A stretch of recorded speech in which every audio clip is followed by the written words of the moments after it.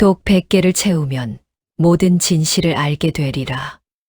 100개의 독 안에 진짜 보물이 숨겨져 있었습니다. 과연 그 비밀은?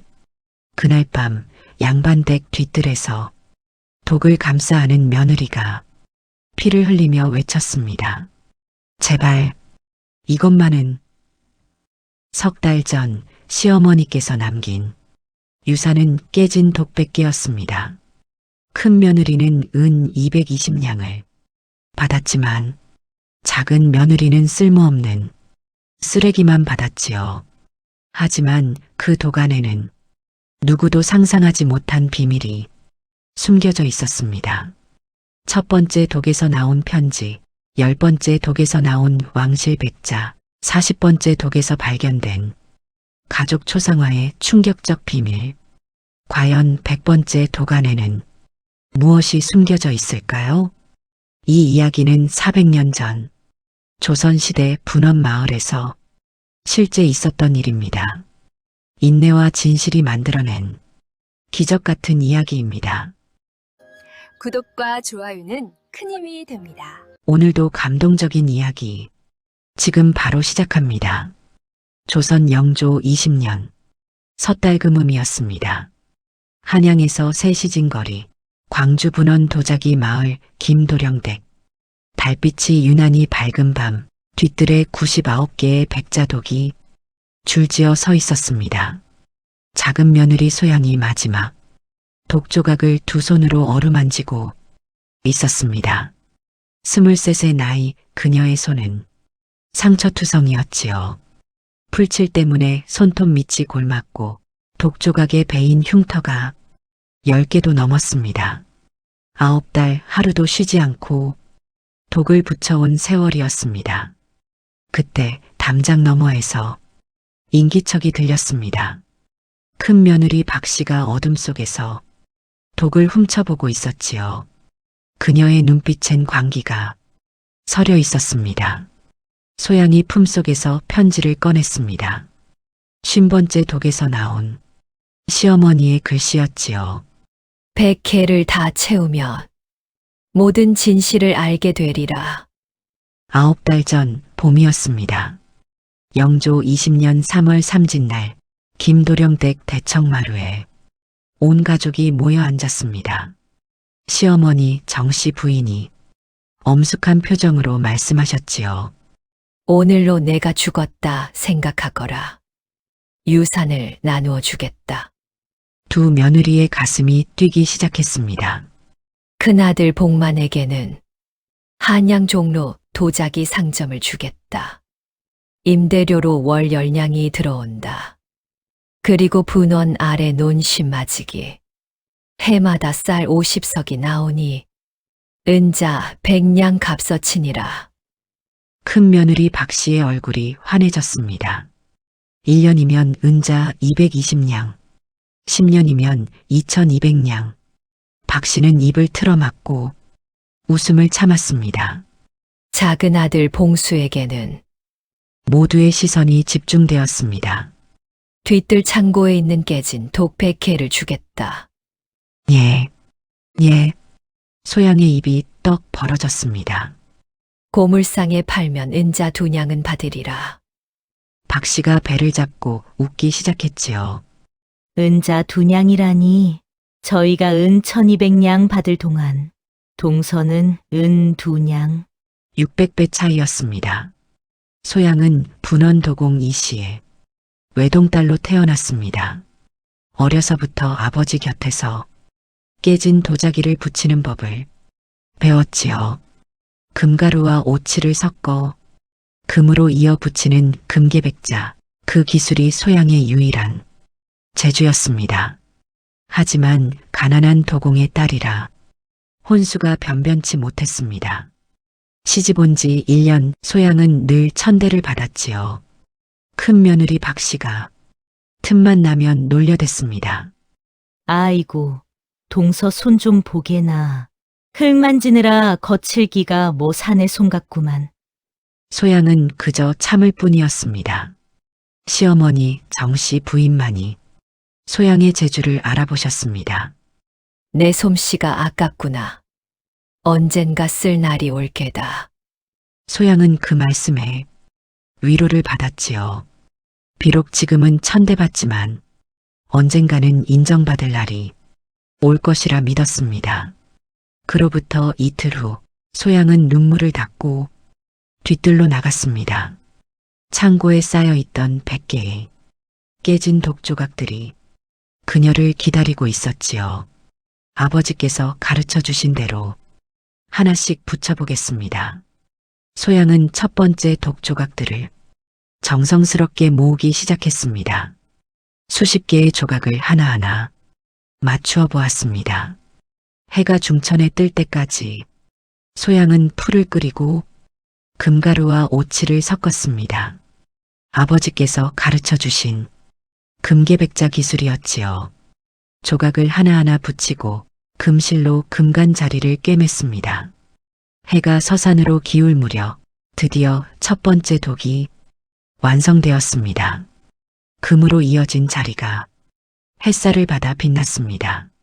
소양은 완성된 독을 조심스럽게 흔들어 보았습니다. 독 안에서 무언가 흔들리는 소리가 들렸지요. 독을 깨트리자 안에서 종이 한 장이 나왔습니다. 시어머니 정씨 부인의 글씨였습니다. 소향아, 나도 내 나이 때 편지는 찢어져 있었지요. 남편 봉수가 놀라며 말했습니다. 부인, 어머님께서 일부러 넣으신 게 틀림없소. 소양의 눈에 희망이 비쳤습니다. 봉수가 조심스럽게 말했습니다. 부인, 이거 참 이상한 일이오. 어머님께서 혹시 우리를 시험하시는 건 아니겠소? 소양은 편지를 가슴에 품으며 고개를 끄덕였습니다. 서방님, 저는 100개를 다 채워보겠습니다. 다음 날 소양은 온 가족 앞에서 선언했습니다. 100개를 다 채워보겠습니다. 큰 며느리 박씨가 배를 잡고 웃었지요. 깔깔깔. 100개를 언제 다 붙여?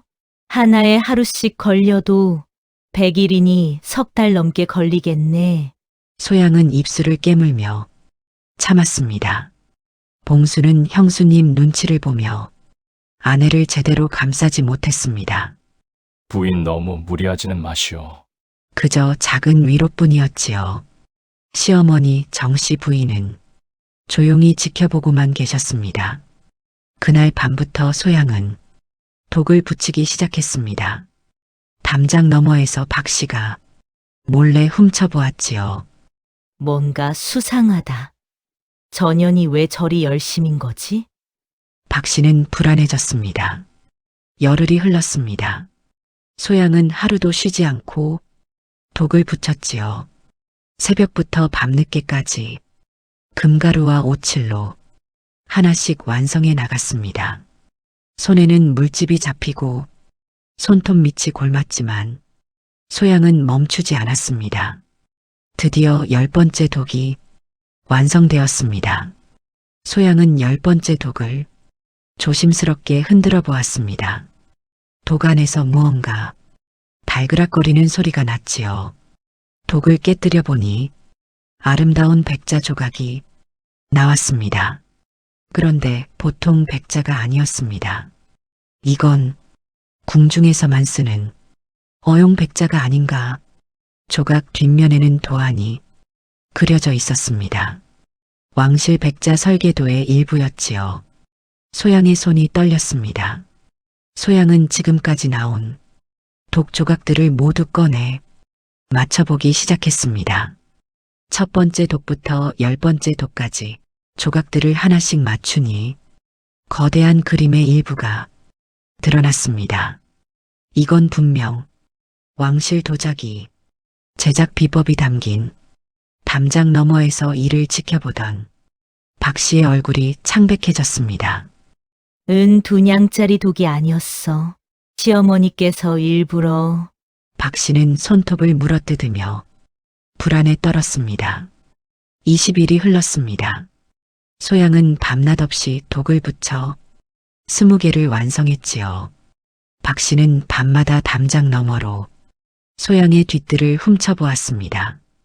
금빛으로 빛나는 독들이 하나씩 늘어날 때마다 박 씨의 불안은 커져만 갔지요.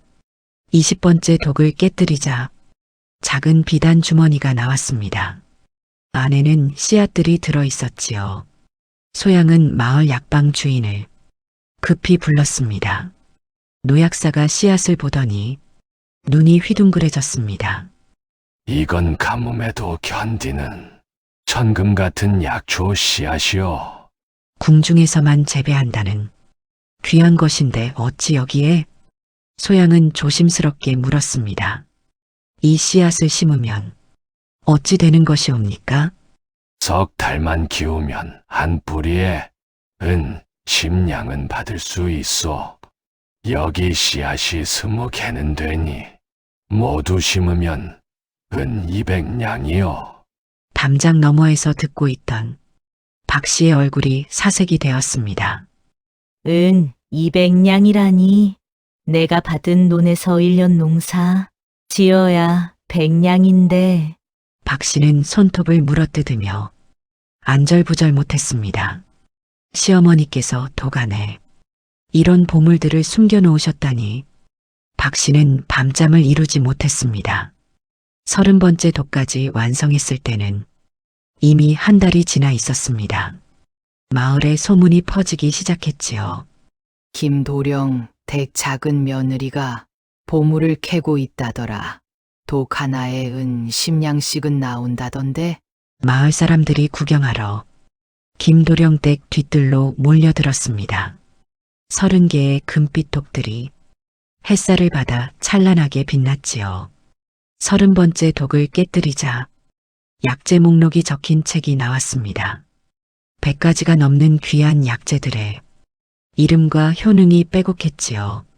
마을 사람들이 감탄했습니다. 저건 궁중 어의 비방서 아닌가. 큰 며느리 박 씨는 이를 갈며 남편 복만에게 투정을 부렸습니다.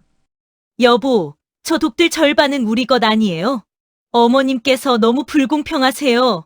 큰아들 복만도 마음이 흔들리기 시작했습니다. 그래, 어머님께서 좀 지나치신 것 같기도 하구려. 소양 부부는 마을 사람들의 시선이 부담스러웠습니다. 부인, 사람들이 너무 많이 모여드니 걱정이요. 소양은 고개를 끄덕이며 남편의 손을 꼭 잡았습니다. 불안한 예감이 들기 시작했지요. 40일이 지났습니다. 소양은 쉬지 않고 독을 붙여 마침내 40개를 완성했지요. 온 마을이 김도령 댁 뒤뜰에 금빛 독들을 보러 왔습니다. 40번째 독을 깨뜨리자 또 다른 비단 주머니가 나왔습니다. 안에는 그림 조각들이 들어 있었지요. 소양이 조각들을 맞추기 시작하자 마을 사람들이 숨을 죽였습니다. 천천히 드러나는 그림은 가족 초상화였습니다. 시어머니 정씨 부인과 두 아들 복만, 봉수가 보였지요. 그리고 두 며느리의 모습도 그런데 이상했습니다. 큰아들 복만 옆에 서 있는 여인은 박 씨가 아니었습니다. 저건 누구지? 마을 사람들이 수군거리기 시작했지요. 나이든 마을 어른이 말했습니다. 아, 저분은 복만 도령의 첫 번째 부인이셨지. 3년 전에 갑자기 돌아가셨어. 무슨 병으로? 글쎄 그때 배탈이 나서 사흘 만에 세상을 떠나셨다는데. 마을 사람들의 시선이 박 씨에게로 향했습니다. 박 씨의 얼굴이 새하얗게 질렸지요. 그게 무슨... 박 씨는 말을 잇지 못하고 황급히 자리를 떠났습니다. 마을 사람들이 속닥였습니다. 혹시 그때 그 소문이 사실이었나? 쉿, 함부로 말하면 안 돼. 소양은 초상화를 보며 가슴이 철렁 내려앉았습니다. 시어머니께서 왜 이 그림을 도간에 넣으셨을까? 불길한 예감이 엄습했지요. 50일째 되는 날이었습니다. 소양이 50번째 독을 완성했을 때였지요. 그날 하늘에서 비 한 방울 떨어지지 않았습니다. 아니, 한 달 넘게 비가 오지 않았습니다. 100년 만에 대가뭄이 마을을 덮쳤지요. 큰아들 복만의 노는 갈라지고 말랐습니다. 종로 상점의 장사도 끊기기 시작했지요. 사람들이 굶주리니 도자기를 살 여유가 없었습니다. 마을 우물들이 하나둘 바닥을 드러냈습니다. 마을 사람들이 물을 구하러 사방으로 헤맸지요. 그때 누군가 소리쳤습니다. 김도령 댁 뒤뜰에 독이 쉰 개나 있지 않소. 그 독들에 물을 담아두면 마을이 살 수 있소. 마을 사람들이 소양에게 달려왔습니다. 작은 마님, 부디 저희를 살려 주시옵소서. 소양은 흔쾌히 고개를 끄덕였지요. 얼마든지 쓰십시오. 이 독들로 마을 사람들이 살 수 있다면 더 바랄 게 없습니다. 50개의 금빛 독들이 마을의 생명수를 담는 그릇이 되었습니다. 마을 사람들은 소양을 향해 절을 올렸지요. 한편 박 씨는 절망에 빠졌습니다. 남편의 노는 쓸모없게 되었고 상점 수입도 끊겼습니다. 1년에 220냥이던 수입이 사라져버린 것이지요. 이럴 수가 우리는 파산하게 생겼는데. 전혀는 마을의 은인이라니. 그날 밤 소양은 50번째 독을 깨뜨렸습니다. 독 안에서 긴 편지가 나왔지요. 시어머니 정씨 부인의 글씨였습니다. 소향아, 내가 힘들 때 이 글을 읽거라. 나도 내 나이 때 같은 시험을 받았단다. 시어머니께서 나에게도 100개의 독을 물려주셨지. 하지만 나는 10개를 채우고 포기하고 말았구나. 인내심이 부족했던 게지. 그때의 후회가 평생 나를 괴롭혔단다. 너는 꼭 끝까지 해내거라. 100개를 다 채운 며느리만이 진짜 보물을 얻게 될 것이다. 소양은 편지를 읽으며 눈물을 흘렸습니다. 시어머니께서도 같은 길을 걸으셨구나. 서방님, 저는 반드시 100개를 채우겠습니다. 봉수가 아내의 손을 꼭 잡았지요. 나도 부인을 믿소. 60일째 되던 날이었습니다. 소양은 60번째 독을 완성했지요. 마을은 여전히 가뭄에 시달리고 있었습니다. 하지만 소양의 독 덕분에 마을 사람들은 물 걱정 없이 지낼 수 있었지요. 60번째 독을 깨뜨리자 두꺼운 책이 나왔습니다. 표지에는 금빛 글씨로 도공비전이라 쓰여 있었지요. 소양이 책을 펼치자 아버지조차 모르셨던 비밀 기술들이 빼곡했습니다. 왕실 도자기를 굽는 법, 완벽한 청자를 만드는 온도, 금계백자의 비밀 배합, 300년 동안 전해 내려온 궁중 도공들의 지혜였습니다. 소양은 가슴이 벅차올랐지요. 이 책 한 권이면 조선 제1의 도공이 될 수 있겠어. 그때였습니다. 큰 며느리 박 씨가 갑자기 뒤뜰로 뛰어들어왔습니다. 그 책을 내놓으시오. 박 씨의 눈은 충혈되어 있었고 머리는 헝클어져 있었지요. 2달 동안 밤잠을 설친 탓이었습니다. 형수님, 무슨... 시어머님께서 주신 게 아니라 훔친 거 아니오? 그 독대 절반은 우리 것이오. 박 씨가 책을 빼앗으려 했습니다. 소양은 책을 꼭 안고 물러섰지요. 형수님, 진정하세요. 이건 시어머니께서. 닥치시오. 내가 뭔데 그런 귀한 걸 받는단 말이오? 그때 봉수가 달려왔습니다. 형수님, 제 부인에게 무례하게 구시면 안 됩니다. 봉수는 평소와 달리 단호한 목소리로 말했지요. 박 씨는 이를 갈았습니다. 좋아, 두고 보자고. 100개를 다 채운다 한들 그게 내 것이 될 줄 아느냐? 박 씨는 뒤를 돌아 황급히 달아났습니다. 소양은 남편의 품에 안겨 떨었습니다. 서방님, 무서워요. 괜찮소. 내가 지켜주겠소. 하지만 두 사람 모두 불길한 예감을 떨칠 수 없었지요. 그날 밤 박 씨는 음흉한 계획을 세웠습니다. 아직 독이 40개나 남았어. 그 안에 뭐가 더 있을지 저것들을 빼앗아야 해. 소양은 70번째 독을 70일째 되던 날이었습니다. 완성했지요. 박 씨는 날이 갈수록 미쳐가고 있었습니다.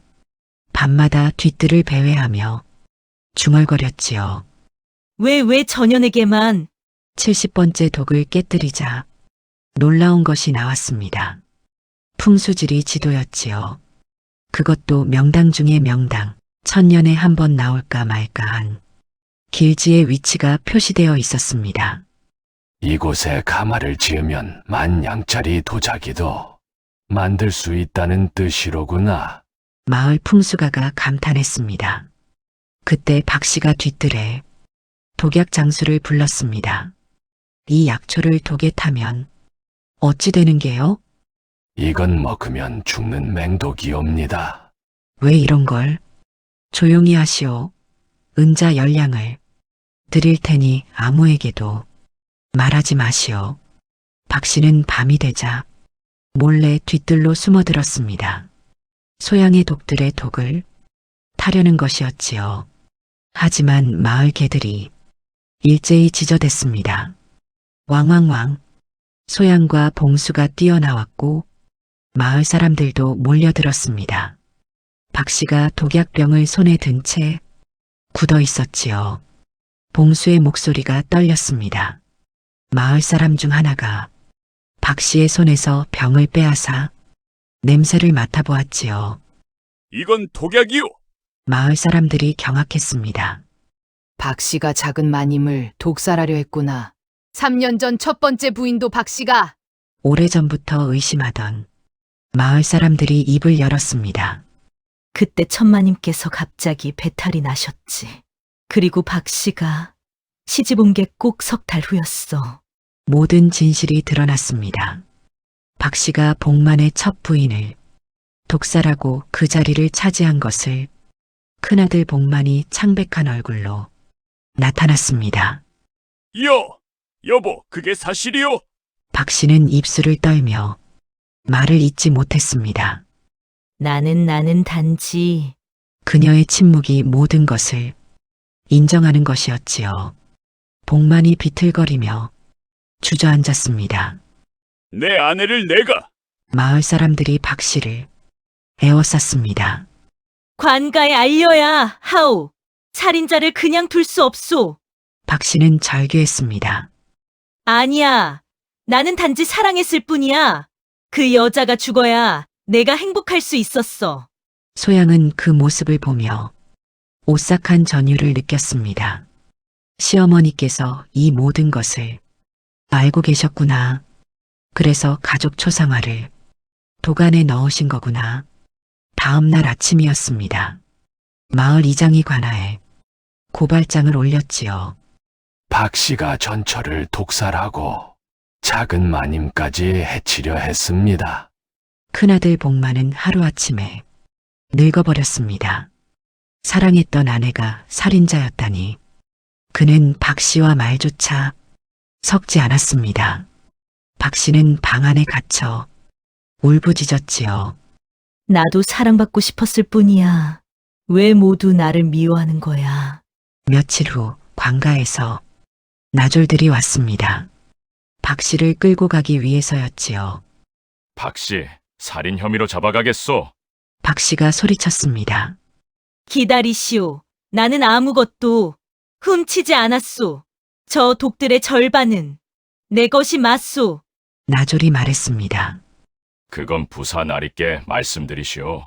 박 씨가 끌려가면서 소양을 향해 도끼 어린 눈빛을 보냈습니다. 두고 봐라. 내가 받은 것들 모두 빼앗아 주겠어. 소양은 온몸이 떨렸습니다. 복만은 아우 부부를 찾아왔지요. 아우, 미안하오. 형수가 저지른 일을 형이 막지 못했소. 봉수가 형의 손을 잡았습니다. 형님 잘못이 아니옵니다. 형수님이 잘못하신 거죠. 복만이 눈물을 흘렸습니다. 어머님께서 왜 그리 불공평하게 유산을 나누셨는지 이제 알겠구나. 어머님께서는 모든 걸 아셨던 게야. 소양도 깨달았습니다. 시어머니께서 모든 것을 계획하셨구나. 박 씨의 본성을 드러내고 소양의 인내심을 시험하기 위해 형님, 앞으로 어찌 하실 작정이십니까? 아우 부부와 함께 어머님을 찾아뵙고 싶소. 어머님께 용서를 빌어야겠소. 그때였습니다. 뒤뜰에서 비명소리가 들렸지요. 불이야. 누군가 독들의 불을 지른 것이었습니다.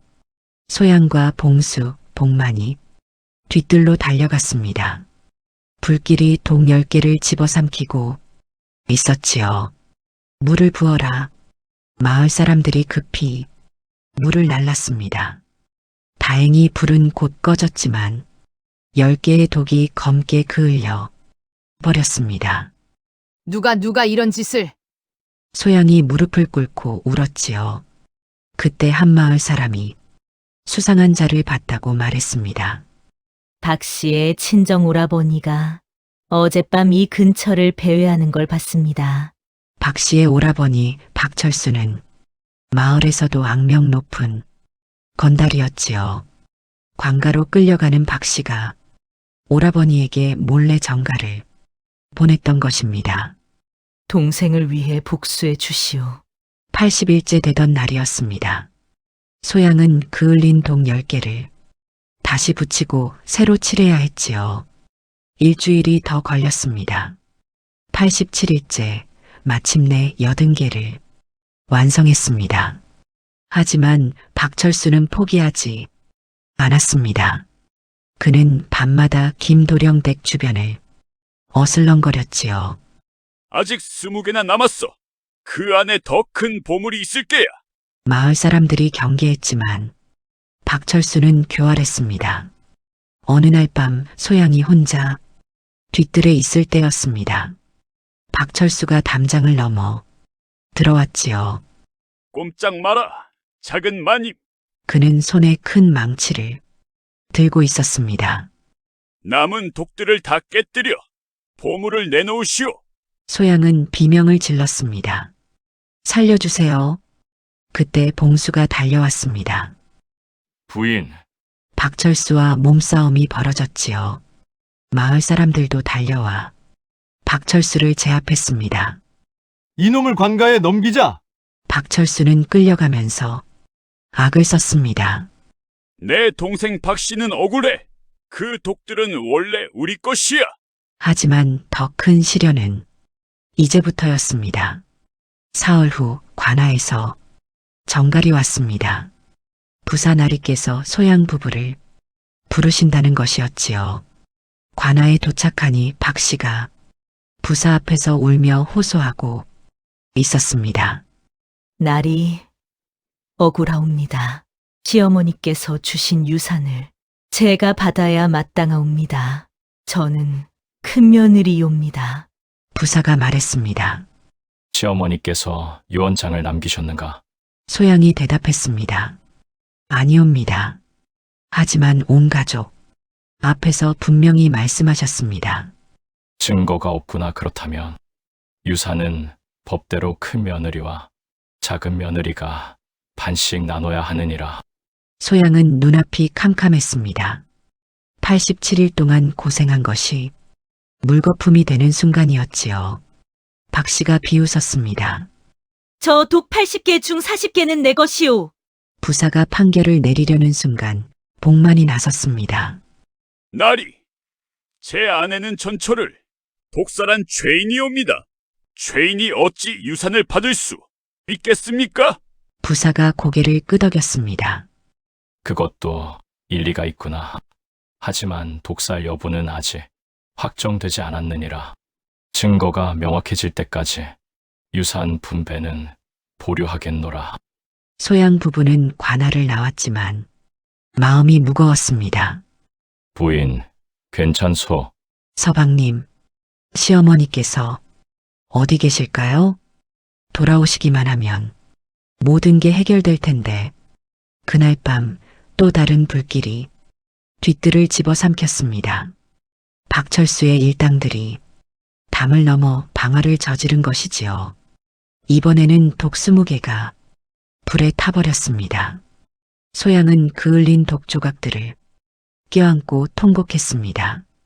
이제 60개만 남았어요. 봉수가 아내를 안았습니다. 다시 붙이면 돼요. 우리에게는 아직 시간이 있어. 하지만 두 사람 모두 알고 있었지요. 100개를 채우기도 전에 모든 것을 빼앗길지 모른다는 것을. 90일째 되던 날이었습니다. 소양은 그을린 독 20개를 다시 붙이고 칠하느라 밤낮 없이 일했지요. 드디어 90개를 완성했습니다. 하지만 이미 석 달이 지나 있었습니다. 그때 마을에 소문이 돌았습니다. 시어머니 정씨 부인께서 돌아오신다더라. 소양은 기뻐하며 남편의 손을 꼭 잡았지요. 서방님, 어머님께서 오시면 모든 게 해결돼요. 이틀 후 정말로 한 노파가 마을에 나타났습니다. 하지만 그 노파는 시어머니가 아니었습니다. 박 씨가 돈을 주고 고용한 가짜였던 것이지요. 내가 정씨 부인이다. 유산은 원래 큰며느리에게 주려던 것이었다. 마을 사람들이 수군거렸습니다. 저분이 정말 시어머니이신가? 오랫동안 안 보셔서 기억이 가물가물한데. 가짜 노파는 관하로 가서 증언했습니다. 부사가 판결을 내렸지요. 시어머니께서 직접 증언하셨으니 유산은 박 씨에게 돌아간다. 소양은 무릎이 꺾였습니다. 석 달의 노력이 물거품이 되는 순간이었지요. 그날 밤 소양은 마지막 99번째 독을 붙이고 있었습니다. 눈물이 멈추지 않았지요. 이제 100번째 독만 남았는데 모든 게 끝나버렸어. 남편 봉수가 아내를 안았습니다. 부인, 포기하지 마시오. 100번째 독을 완성하면 진실이 드러날 거요.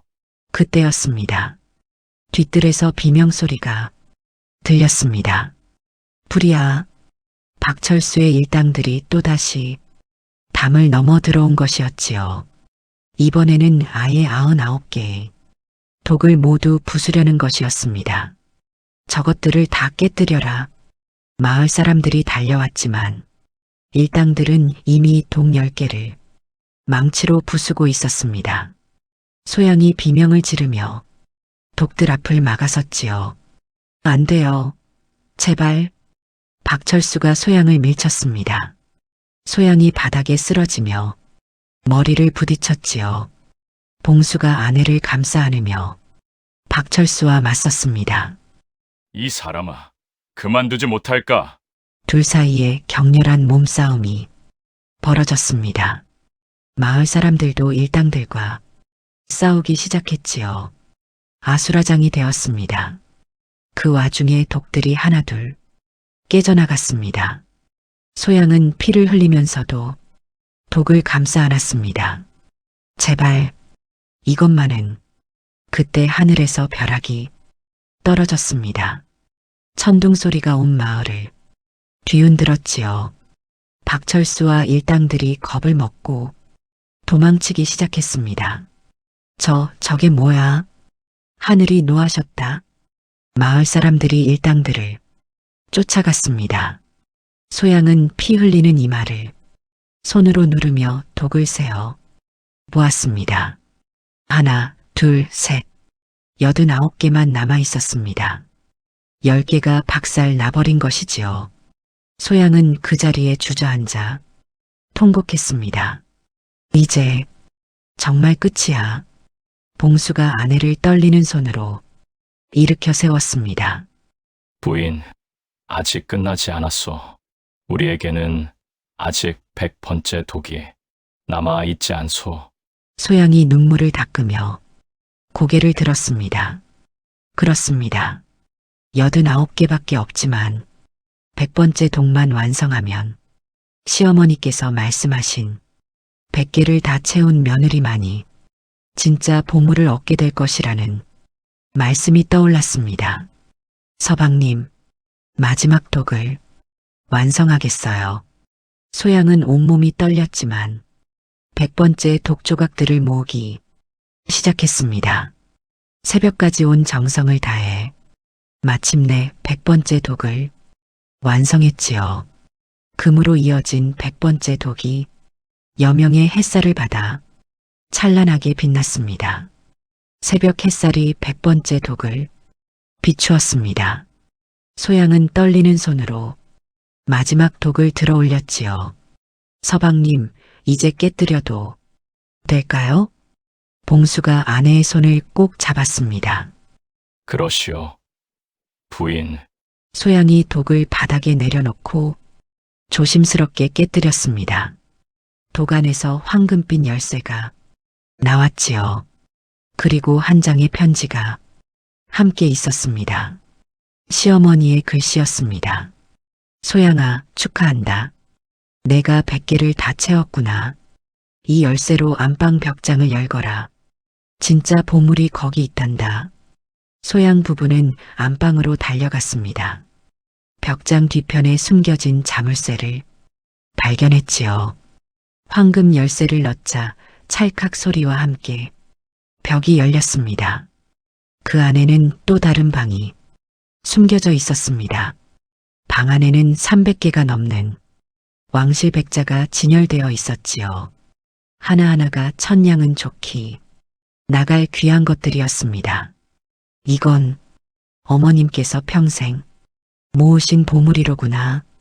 그리고 그 방 한가운데 시어머니 정씨 부인이 앉아 계셨습니다. 어머님. 소양과 봉수는 눈물을 흘리며 시어머니 앞에 무릎을 꿇었지요. 잘했구나, 소양아. 내가 해냈구나. 정씨 부인이 소양의 손을 잡았습니다. 어머님, 그동안 어디 계셨습니까? 이웃집 과부 댁에 숨었어. 너희를 지켜보고 있었단다. 내가 독을 하나하나 완성할 때마다 얼마나 대견했는지 모른다. 정씨 부인이 상자 하나를 꺼냈습니다. 이것이 진짜 유언장이다. 큰며느리에게 준 상점 문서와 논문서는 모두 가짜였지. 그 상점은 원래 빚이 산 덤이고 노는 주인이 따로 있는 것이었다. 소양은 깜짝 놀랐습니다. 그럼 형수님께서 받으신 건 모두 빈 껍데기였지. 나는 처음부터 박 씨의 본성을 알고 있었단다. 그래서 시험을 한 것이야. 정씨 부인이 계속 말했습니다. 이 집 5채와 분원 논 50마지기, 그리고 이 방의 모든 백자와 은자 천냥, 이 모든 것이 이제 내 것이다. 그 순간 밖에서 소란이 들렸습니다. 시어머니께서 살아계시다.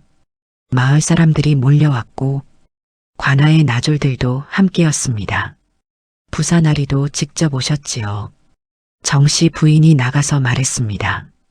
내가 정씨 부인이오. 지난번 온 노파는 가짜였소. 정씨 부인의 등장으로 모든 진실이 밝혀졌습니다. 부사나리께서 즉시 재판을 열었지요. 관아 마당에 온 마을 사람들이 모여들었습니다. 박씨, 가짜 시어머니를 고용하고 유산을 가로채려 한 죄를 어찌 변명하겠느냐? 박 씨는 무릎을 꿇고 떨었습니다. 나리 용서해 주시옵소서. 마을 사람들이 하나둘 나섰습니다. 나리, 박 씨는 3년 전 첫 번째 부인도 독살했습니다. 독약 장수가 증언하겠다 했습니다. 저희가 모두 목격했습니다. 부사가 판결을 내렸습니다. 박씨는 살인과 사기 혐의로 3년 유배형에 처한다. 박철수와 그 일당은 방화와 폭행 혐의로 곤장 백태와 1년 유배형에 처한다. 마을 사람들이 환호했습니다. 잘했다. 통쾌하다. 박 씨는 울며 끌려갔지요. 큰아들 복만이 소양 부부 앞에 무릎을 꿇었습니다. 아우 부인, 용서하시오. 형이 눈이 멀어 형수의 본성을 보지 못했소. 소양이 형님의 손을 잡았습니다. 형님, 일어나세요. 형님 잘못이 아니옵니다. 정씨 부인이 큰아들을 보며 말했습니다. 복만아, 내게도 재산을 주마. 하지만 앞으로는 사람을 제대로 보는 눈을 가져라. 모든 것이 제자리를 찾아갔습니다. 석 달이 더 지났습니다. 소양은 시어머니께서 물려주신 재산으로 분원의 가마를 지었지요. 그 유명한 명당 자리였습니다. 소양이 만든 백자는 조선 8도에 이름이 났습니다. 금계백자 기술로 완성한 도자기마다 왕실에서 찾았지요. 소양 도공의 솜씨라면 천냥이라도 아깝지 않소? 소양은 부유해졌지만 교만하지 않았습니다. 가뭄 때 도구로 마을을 구했던 그 마음 그대로였지요. 마을 사람들이 어려울 때마다 소양이 먼저 손을 내밀었습니다. 어느 날 저녁이었습니다. 소양은 89개의 독과 새로 완성한 11개의 독 100개를 마당에 다시 채워 놓았습니다. 달빛 아래 금빛으로 빛나는 100개의 독을 보며 소양은 시어머니께 말했습니다. 어머님, 이제야 알겠습니다. 100개의 독은 제게 인내심과 성실함을 가르쳐 주셨지요. 정씨 부인이 며느리의 손을 꼭 잡았습니다. 그렇단다, 소향아. 진짜 보물은 내 안에 있었어. 그 인내와 끈기, 그것이 평생 너를 부자로 만들 거야. 소양은 깊이 절을 올렸습니다. 그날 밤 100개의 독이 달빛을 받아 찬란하게 빛났습니다. 그 빛은 마치 소양의 미래처럼 환하고 아름다웠지요. 100개의 깨진 독을 금빛 보물로 만든 소향처럼 여러분도 인내로 기적을 만들어낼 수 있습니다. 이 이야기가 마음에 드셨다면 구독과 좋아요 부탁드립니다. 여러분의 인생에도 금빛 기적이 찾아오기를 진심으로 기원합니다.